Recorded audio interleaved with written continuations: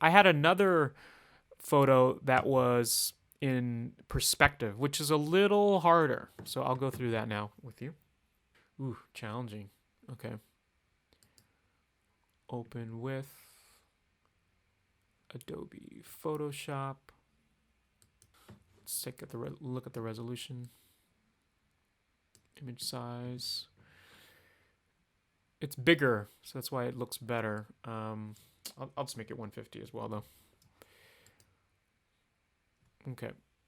So we got two issues here. We've got this perspective issue, and we've got this finger. What are we going to do about that finger? First, duplicate the layer. Turn off the original. I'm going to make a new layer, and this is an empty layer. And then I'm going to make a white rectangle. That will generally be the shape here. This is the in perspective white rectangle. To make it a perfect square, I'm holding down Shift. Okay. And I'm just going to fill it with white. G's for the paint bucket. Switching this to white. I clicked on this arrow, flipped it, made it white, and I'm going to fill it with white. Okay. This is still selected. Now I have to convert this layer to a smart object. We got to do this in a couple different steps here. First, I want to reduce the opacity so it's easier to see what's underneath. Perfect. And now if I want to manipulate these corners so it gets pushed into perspective here. So hold Command to manipulate a single corner at a time. And then we're going to just put these corners into perspective. So I'm trying to line it up as best I can with the album.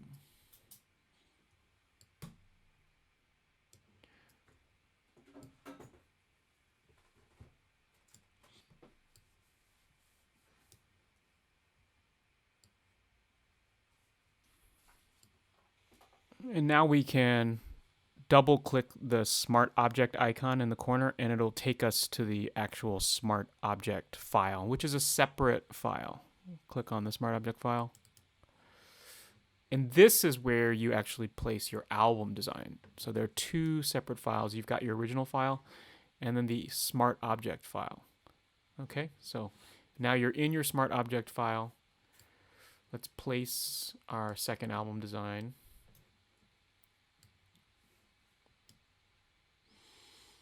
Here's the album design, place it. Okay, hit save, Command S, that's very important. Okay, and now let's check back on this one. And let's do 100%. And there is our album in perspective. Now that's pretty good. Like it kept did a good job of showing this in perspective, and you can tell because you see this horizontal here matches this horizontal. It doesn't have the type of detail in terms of the edge as what we had before, and so we can refine that in the same way that we refined it for the first album design mockup. So let's try that. I'm going, just for now, turn this off so we can look at the album again. And I'm going to go to the album. I'm going to use my quick selection tool again. And try to get the edge as much as possible. That's the hardest thing, is to capture this edge. It does a great job of getting the black, but an extra added difficulty of this is that the whole album isn't just one color. It has this light gray border, which is picking up some extra stuff, like the jeans and things like that. So I'm going to zoom in and try to get the rest of this, decrease the size of my brush. So this is the sort of painstaking part where you've got to spend a little time, be patient, and try to get this edge. I'm going too far here. So I'm going to have to, after this, go back in and delete some of what I already selected. Whew, a little tricky. Okay, this is generally pretty good here. Yeah. So here's a section that went a little too far. So I'm going to hold Option to get the minus sign instead. And now it's going to be exacting about that part. And this is really hard because the color and the value are so similar with this pillow and that edge. So this is kind of, we'll have to paint that back in actually. Some of this tricky here too. Yeah, this is a harder one. Bring the hand back.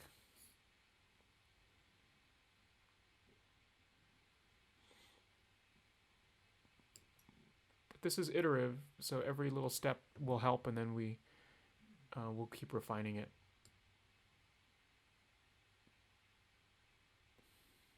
Pretty good.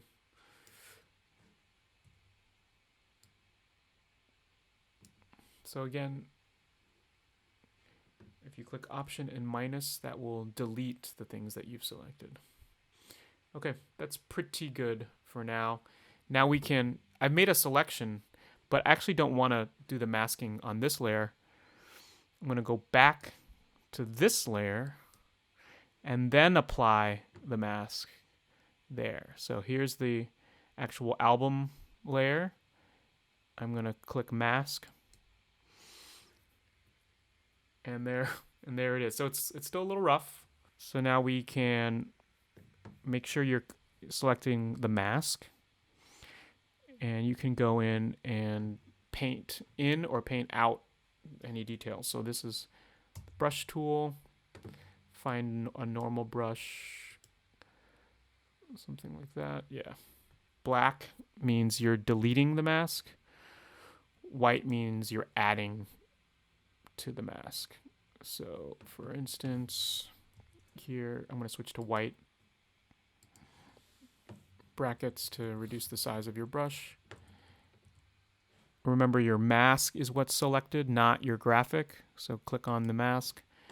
And so if I wanted to add a little more, you see how that adds a little more to there. And then we're adding the album back in a little bit. We can do that here too.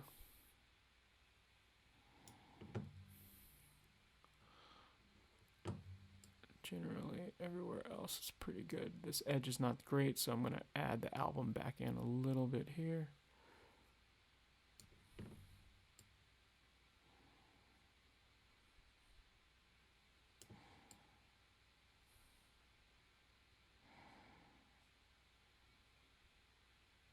Let me just make this finger a little better. I'm going to switch to black, so I'm going to bring the finger back.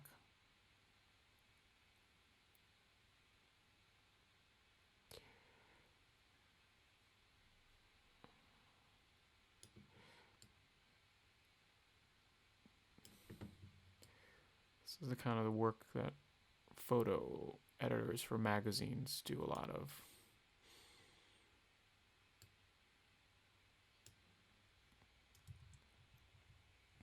Okay, so that's another mock-up. The trick with this one was the perspective. I think it's really exciting to see your designs in real-life situations. So have fun making your mock-ups.